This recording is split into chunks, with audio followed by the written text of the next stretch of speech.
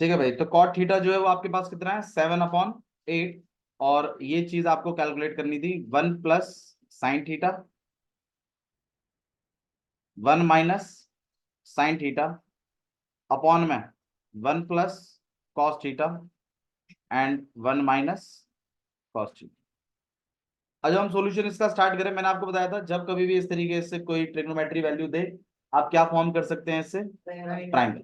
अब बताओ ट्राइंगल वाले तरीके से करना है या डायरेक्ट फॉर्मूले से, डायरेक्ट फॉर्मूले से। ठीक है, बट फॉर्मूले आपको याद होने चाहिए, ध्यान रखिए प्लीज। ओके चलिए सॉल्यूशन स्टार्ट कर रहे हैं हम इसका। 1 + sin theta, 1 - sin theta, formula है आपके पास a + b and a - b। Formula क्या होता है, a² - b²। यहाँ a का रूल कौन प्ले कर रहा है, 1। b का रूल कौन प्ले कर रहा है, sin थीटा। तो आप यहाँ लिखेंगे 1 का square minus sin² theta, upon में 1 + cos थीटा, 1 - cos थीटा। क्या लिख सकते हैं आप इसे, 1 का स्क्वायर माइनस cos²। अब 1 का स्क्वायर तो 1 ही होता है, 1 - sin²थीटा, अपॉन में 1 - cos²थीटा। अब 1 - sin²थीटा एक आइडेंटिटी अपने आप में है। कितना होता है भाई 1 - sin²थीटा, आइडेंटिटी याद नहीं है ना फिर पिटेगा। बता रहा हूँ तेरे को, पहले ही बोल दिया है। देखो भाई, आज आप ये मत बोलिएगा कि मैं नवीन को फ्यूचर में बताया नहीं था। नवीन तू 2 दिन के अंदर बहुत अच्छा पिटेगा, देखिए। सिर्फ नवीन से पूछूंगा बस खाली, 1 - sin²थीटा क्या होता है, cos²थीटा। 1 - cos²थीटा क्या होता है, और cos/sin एक फॉर्मूला होता है cot थीटा। तो कहीं ना कहीं cos²/sin² को आप लिख सकते हैं cot²थीटा। और cot थीटा की वैल्यू आपको दी हुई है 7/8। तो cot थीटा बन जाएगा आपके पास 7/8 का होल स्क्वायर। 7 का स्क्वायर कितना हो जाएगा आपके पास, 49, और 8 का स्क्वायर हो जाएगा 60। तो आपका आंसर आएगा 49/64। आया समझ में, ठीक है। ओके, इसी का ये क्वेश्चन नंबर 7 का फर्स्ट पार्ट है। क्वेश्चन नंबर 7 का सेकंड पार्ट तो और आसान ही किया उन्होंने। सेकंड पार्ट आपसे पूछा है सिर्फ ये cot²थीटा। तो cot थीटा की वैल्यू तो आपके पास है ही, कितनी है 7/8, और इसका आपको क्या करवाना है, स्क्वायर। अब स्क्वायर जो आप, हाँ क्या, हाँ तो ये आपके पास आंसर है 49/60। आ गया समझ में, ठीक है। अच्छा, अगर मान लीजिए इसी में आपसे वो एक चीज और पूछ लेता, sec²थीटा, मान लीजिए ये पूछ लेता, इसकी वैल्यू और बताओ, तो कैसे बताते हैं, एनी आइडिया। अगर मान लीजिए आपसे sec² पूछ लेता और मैंने कॉट की वैल्यू आपको दे रखी है, कॉट थीटा कितना है 7/8, और मैंने आपसे sec² पूछा है, तो कैसे निकालोगे,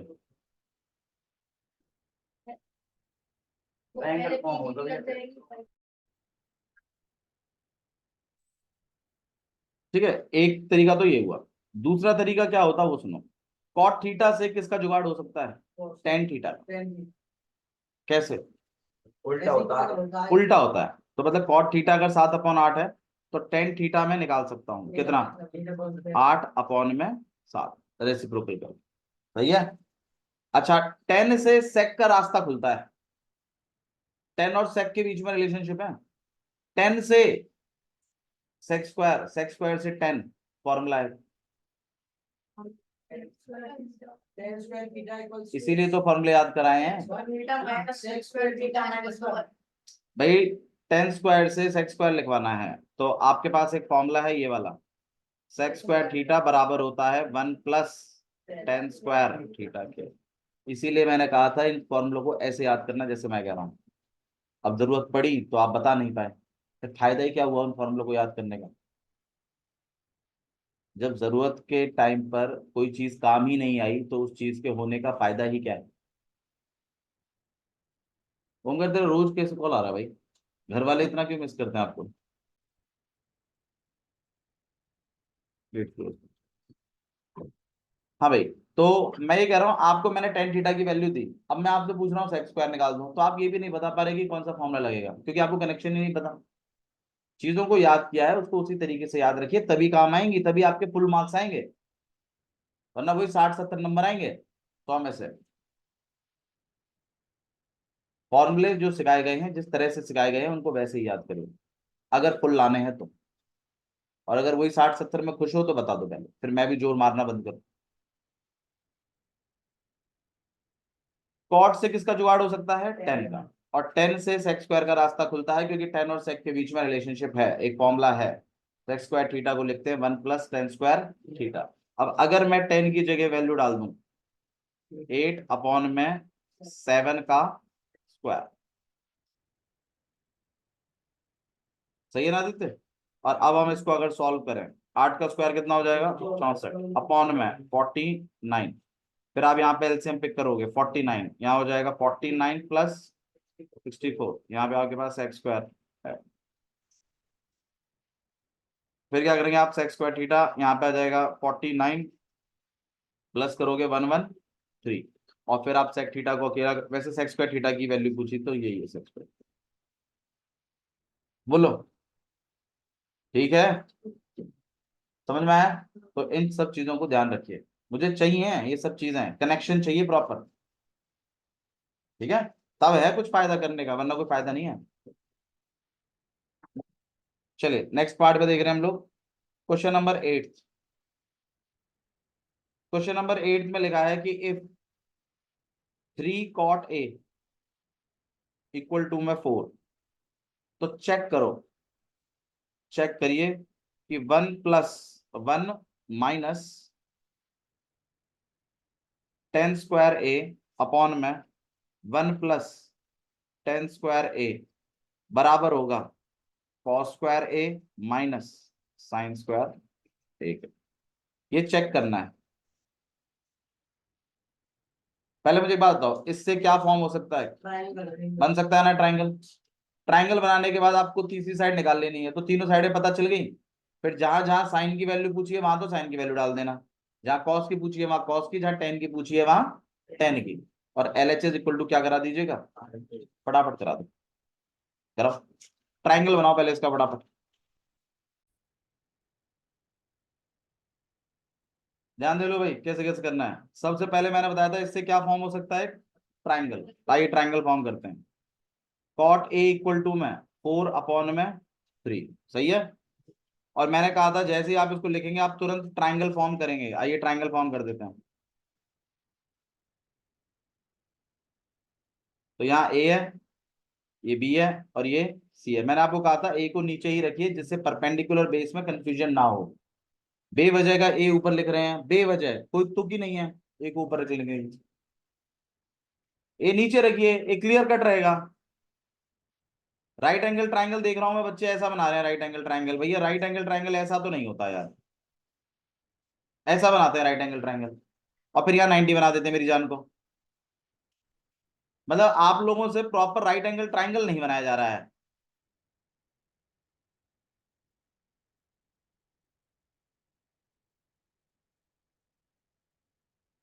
परपेंडिकुलर भी गिरा है, फिर ऐसा बना देते हैं। फिर ज्यादा बोलो तो ऐसा कर देते हैं। यहाँ ए है, यहाँ पर बी है, और ये सी है। कॉन्फिडेंट होके बनाइए, राइट एंगल ट्राइंगल है। ठीक है जी, कॉट की वैल्यू दी हुई है। मैंने कहा था इससे साइडें बन जाती है। अब ए साइड से कॉट की बात कर रहे हैं, तो फॉर्मूला क्या होता है आपके पास? बेस अपॉन में परपेंडिकुलर। तो मतलब 4 जो है वो तो वो तो आपके पास बेस हो गया, और 3 जो है वो परपेंडिकुलर है। तो लिख दीजिए इसी बात को, 4x और 3x। ये काम आपको सबसे पहले करना है। जैसे ही ट्रिग्नोमेट्री मिलेगा तुरंत ट्राइंगल बनेगा, साइडें लिखी जाएंगी, इसके बाद होगा जो भी काम होगा। अब आप इसमें इन साइडों को लिख दीजिए। कॉट ए का मतलब क्या हो गया? बेस अपॉन में परपेंडिकुलर। तो भाई क्या लिखूंगा मैं कॉट ए की जगह? ए बी अपॉन में बीस, कितना? 4/3। ए बी को क्या लेट करेंगे हम? 4x। और बी सी को क्या लेट करेंगे हम? 3x। ये काम आपको करना। ये करने के बाद फिर आपको पीजीटी से ए सी निकाल देना।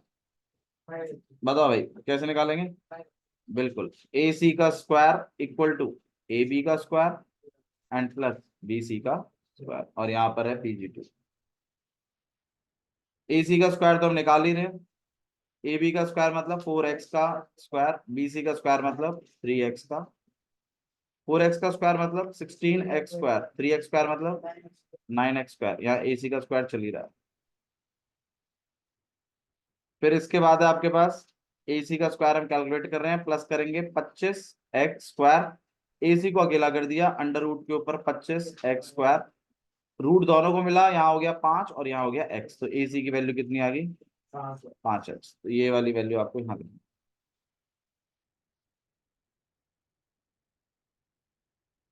समझ में आया? अब तीनों साइडें मिल चुकी हैं मेरे को, बस मुझे इसमें ये जो चेक करना है ना, इसमें वैल्यू प्लेस करनी है। हाँ, ये वैल्यू प्लेस करनी है। तो हमें जो काम करवाना है वो ये है, 1 - 10² a अपॉन में 1 + 10² a किसके बराबर लेके आना है? cos² a minus sin² a, ये लेके आना है। अब आप खुद बताइए भाई, LHS हम सॉल्व कर रहे हैं, 1 - 10² a अपॉन में 1 + 10² a। 10 की जगह क्या चलेगा भाई? 10 क्या होता है पता ही? परपेंडिकुलर अपॉन बेस, परपेंडिकुलर कितना है? ए साइड से देखिए 3x, बेस कितना है? 4x। तो हम लिखेंगे 1 - 3x अपॉन में 4x का अपॉन में 1 + 3x अपॉन में 4x का। x से x आपका कैंसिल हो जाएगा, इधर भी x से x कैंसिल हो जाएगा। चिंता मत करो, आना वो 3/4 है, इसलिए 3/4 लेने से फर्क नहीं पड़ रहा है। लेकिन अगर ये क्वेश्चन थ्योरी का है तो लिखने में मैटर करेगा, फिर नंबर कट जाएगा आपका वहां। ठीक है, कोई बात नहीं, एक्स को इन्वॉल्व कराइए, मुझे पता है थोड़ा सा बोरिंग लगता है वो, इसको इन्वॉल्व करा के काम करना, पर यकीन मानिए यही सही तरीका है।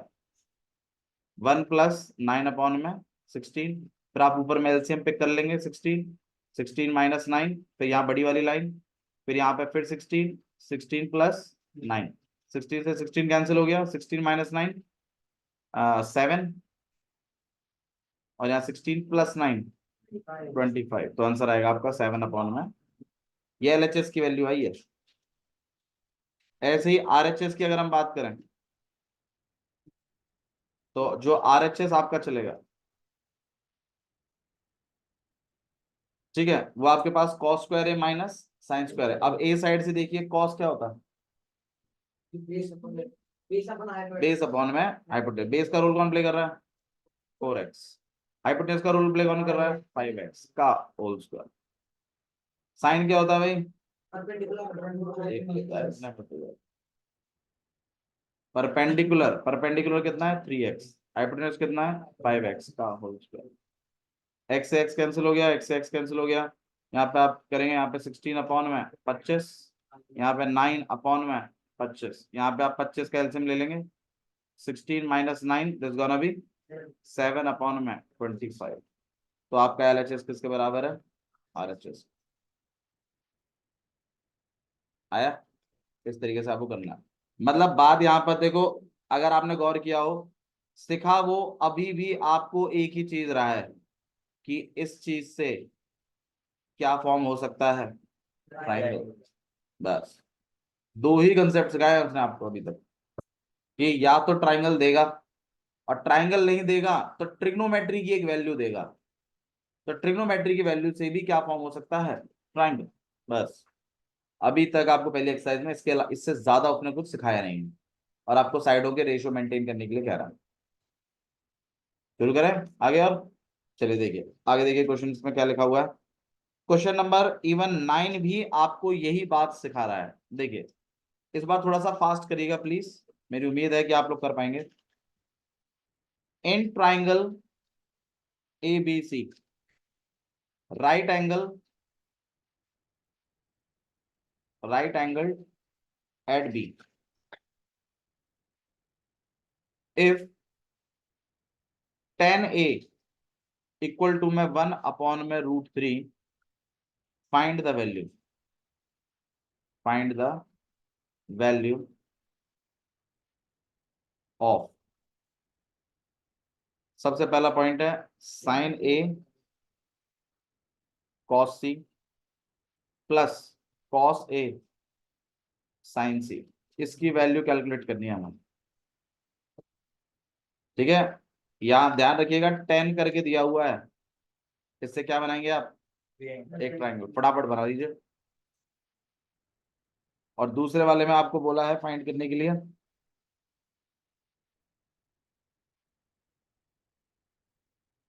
दूसरे में बोला है आपसे कि cos A cos C minus sign A sine सी, ये निकाल। बना ट्राइंगल? नहीं दिख रहा? दिख नहीं रहा तो बता, ऐसे कर देना। बाकी बुक है तेरे पास?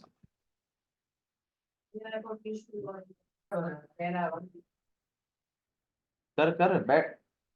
यार तो तू बैठता बहुत है भैया।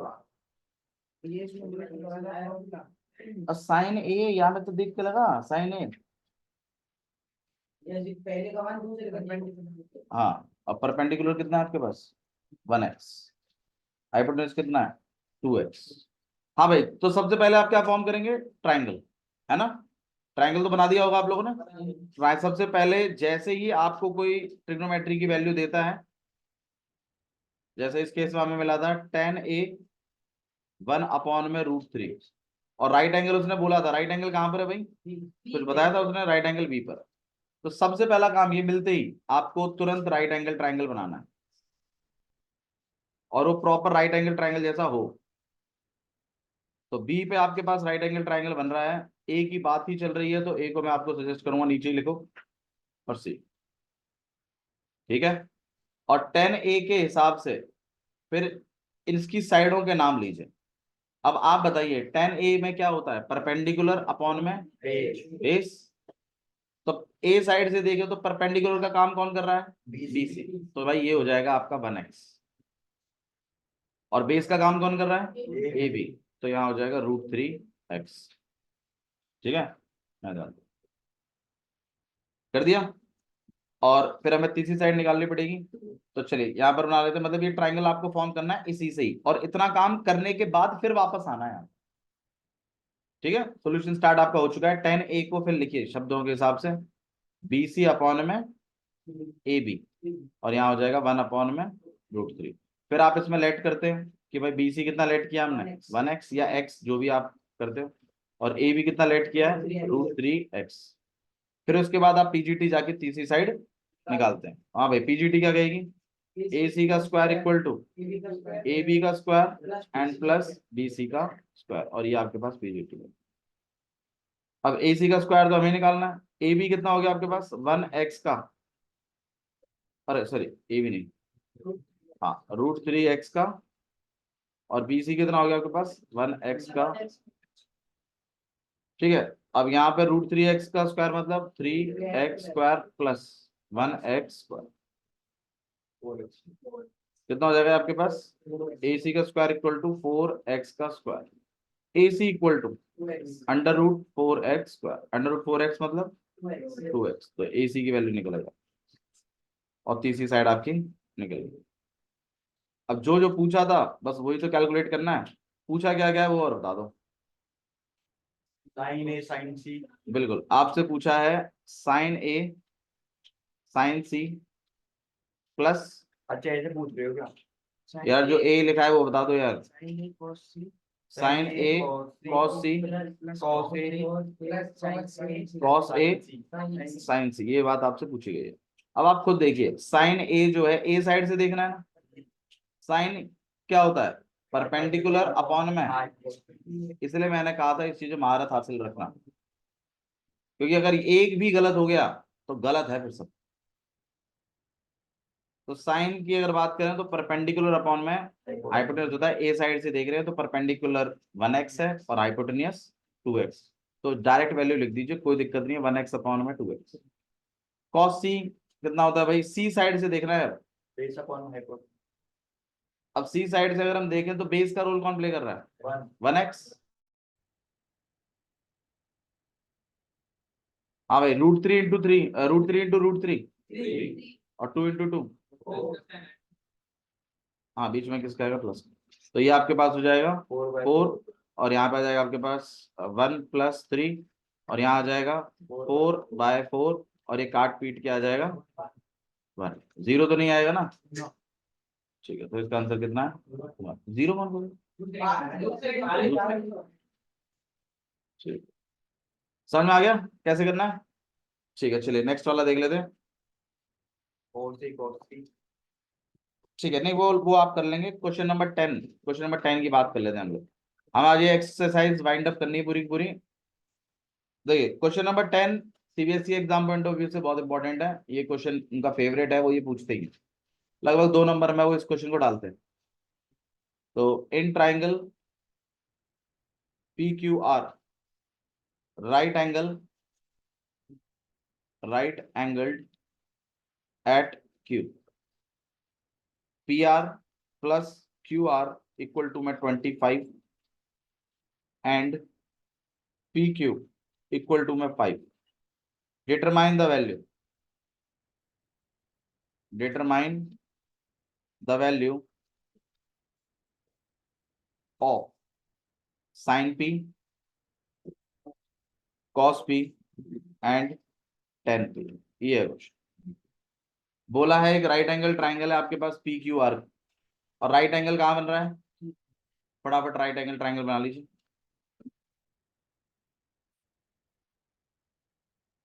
और राइट एंगल क्यू पे बनाना है। पी आप कहीं भी लिख सकते हैं, वो आपकी चॉइस है। हालांकि जो चीजें पूछी है उसमें सब में पी का जिक्र है, तो मैं जानबूझ के पी को नीचे ही रख रहा हूँ और आर ऊपर की तरफ, और यहाँ पे राइट एंगल ट्राइंगल बना भी दिया। सही है, गुड, अब सही बनाता है। अब देखिए क्या बोला है आगे। बोला है P R plus Q are मिलाकर 25 है। मैंने क्वाड्रेटिक इक्वेशन जब आपको पढ़ाया था तो मैंने एक कंसेप्ट आपके साथ डिस्कस किया था कि जब कभी भी दो चीजों का प्लस दे, अगर एक को x सेट करते हैं तो दूसरा टोटल माइनस x सेट हो जाता है। जैसे कि मान लीजिए एक बच्चा है, उसके पास टोटल 100 रुपए है और उसकी एक पॉकेट में मान लीजिए 30 रुपए हैं, तो दूसरी में कितने हैं? 100 - 30 70। तो ऑब्वियस ही बात है, अगर टोटल करके 25 आ रहा है किसको? P R plus Q are को। तो अगर आप पी आर को एक्स सेट कर दें तो क्यू आर कितना सेट हो जाएगा? आंसर है 25 - x। सही है ना? टोटल माइनस एक्स, प्लस का यही मतलब होता है। और ऐसे ही आप वेरिएबल सेट करो तो पी आर ऑटोमेटिकली कितना सेट हो चुका है? x, और क्यू आर 25 - x। जब कभी आपको प्लस दे आप ऐसे ही सेट करें। ठीक है, अच्छा जी। और पी क्यू की वैल्यू आपको दी हुई है, पी क्यू कितना है? 5, ये तो दिया ही हुआ है। और बोला है डिटरमाइन करो sine P cos P and tan P. चलो इन पीओ वीओ को तो हम बाद में निकालेंगे, लेकिन उससे पहले आपको नहीं लगता कि पहले तीनों साइड है तो पता हो? अब तीनों साइडों में प्रॉब्लम है, मतलब दो साइड में एक प्रॉब्लम है, एक्स में है। अगर किसी तरीके से एक्स कैलकुलेट हो जाए तो मेरी तीनों साइडें निकल जाएंगी। अब एक्स कैसे निकालें? एक्स के लिए एक इक्वेशन लिखनी पड़ेगी। अब इन तीनों साइडों में एक इक्वेशन है, आंसर है पीजीटी। पीजीटी नाम की एक इक्वेशन है तीनों साइडों के बीच में। तो मैं आपको सजेस्ट करूंगा इन तीनों साइडों को पीजीटी में डाल दीजिएगा, और उससे क्या होगा, एक इक्वेशन बनेगी आपके पास। उस इक्वेशन से एक्स को कैलकुलेट करिएगा। एक्स कैलकुलेट होते ही तीनों साइडों में डाल दीजिएगा, प्रॉपर साइडें निकल कर आ जाएंगी। प्रॉपर साइडें निकलते ही साइन पी कॉस पी और टेन पी।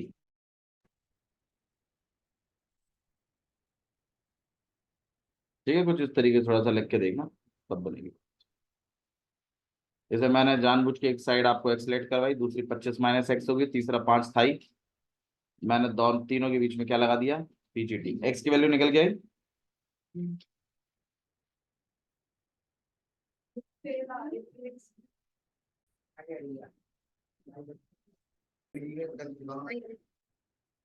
हाँ भाई, यहाँ पर आपके पास क्या रहेगा? एक्स का स्क्वायर, 5 का स्क्वायर कितना हो जाएगा? इधर क्या करोगे? स्क्वायर बांटोगे कि माइनस बी का स्क्वायर करोगे?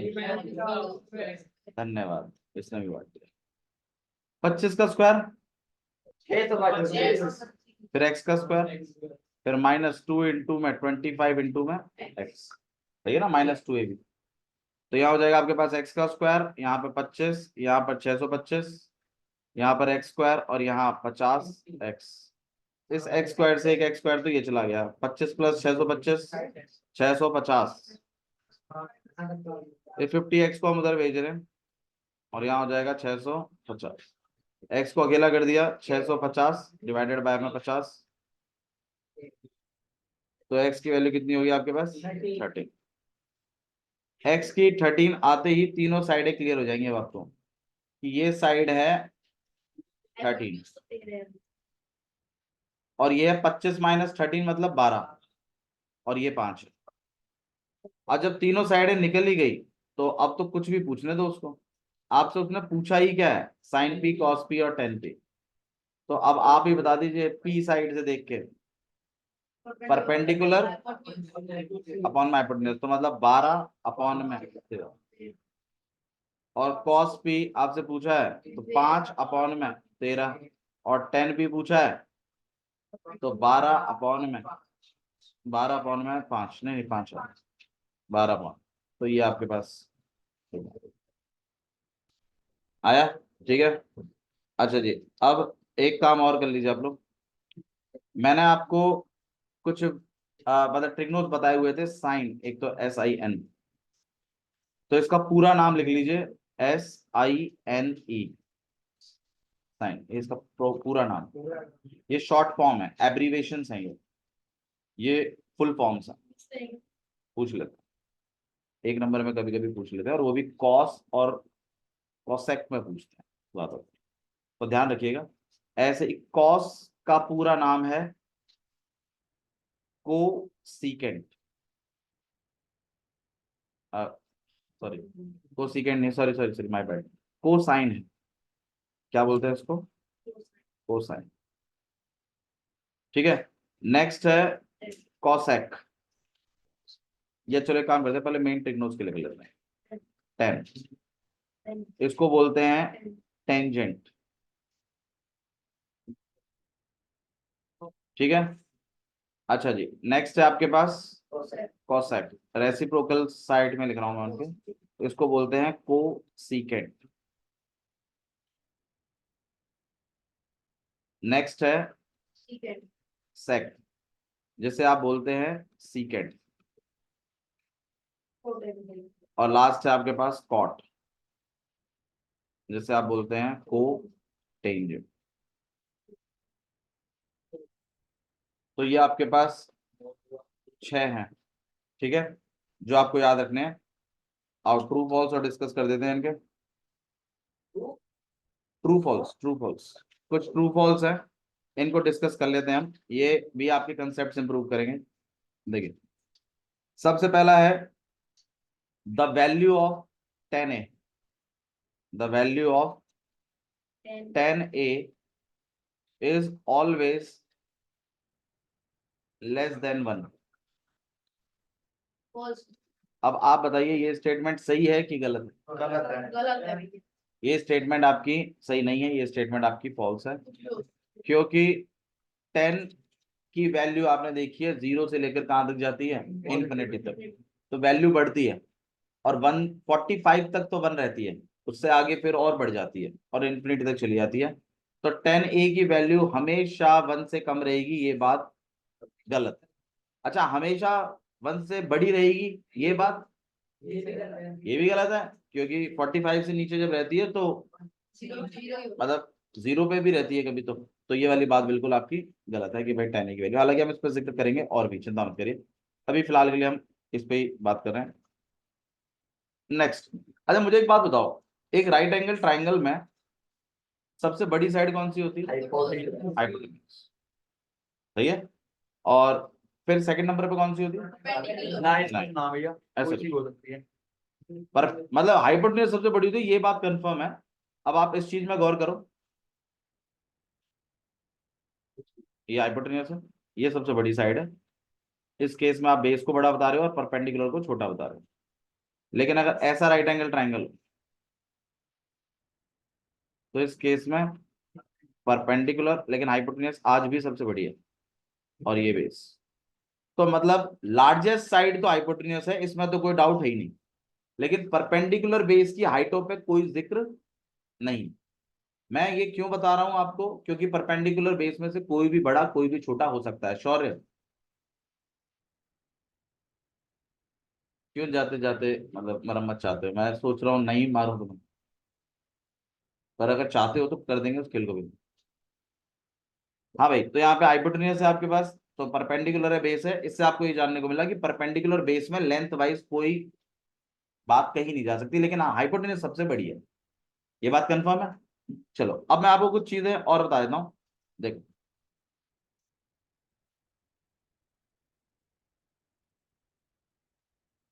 मान लीजिए मैंने यहाँ पे लिखा है 5/2।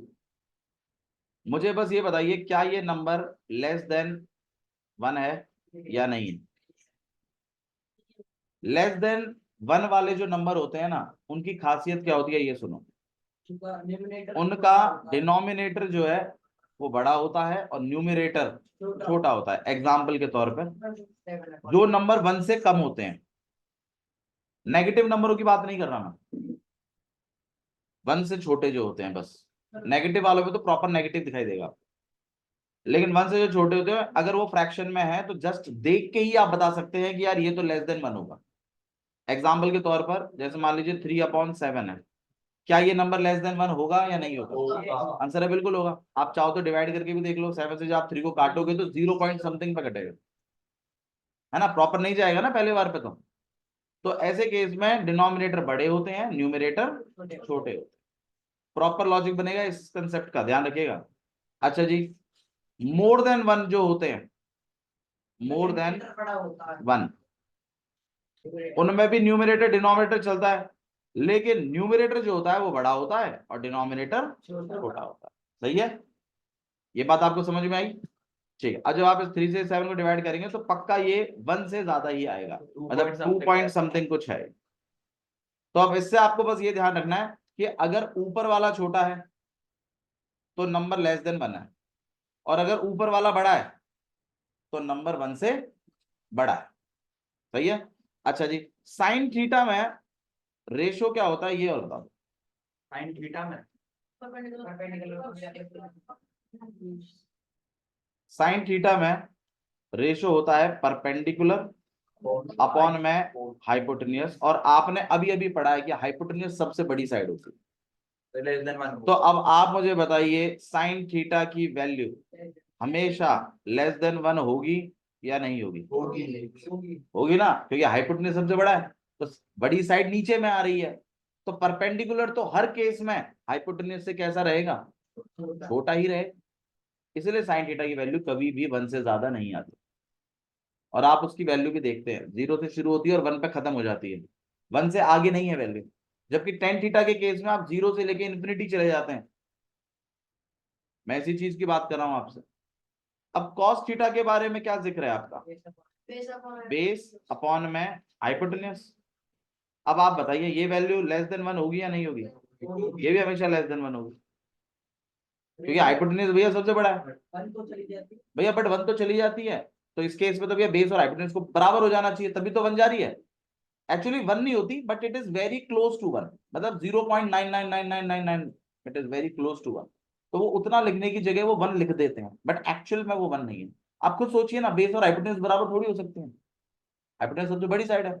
लेकिन अगर मान लीजिए इस तरीके का ट्राइंगल बने बिल्कुल 1 डिग्री वाला, मतलब बिल्कुल 1 डिग्री वाला राइट एंगल ट्राइंगल, ऊपर 1 नीचे में 89 यहाँ पे 90, तो आपको नहीं लगता कि वो परपेंडिकुलर और हाइपोटेन्यूस में बहुत ही माइन्यूट गैप होगा? ठीक है, तो इसीलिए वो वैल्यू 1 लिखते हैं। बट ये वैल्यू अगर आपसे कोई पूछ ही लेगी साइन थीटा की वैल्यू क्या 1 होती है कभी, तो एक्चुअली में 1 नहीं होती है, it is always less than 1। But वो इतना इंफिनिटी तक है कि उसको उसकी वैल्यू लिखने के लिए हम 1 लिख देते हैं। समझ में आई? अच्छा, टेन थीटा के बारे में क्या ख्याल है आपका? क्यों? कोई बड़ा हो सकता है भैया, कोई भी बड़ा कोई भी छोटा हो सकता है, तो 1 से ज्यादा भी हो सकती है वैल्यू। ऋषभ यार, कसम से तेरे को अपने दोस्तों को देखने का इतना शौक चढ़ रहा है,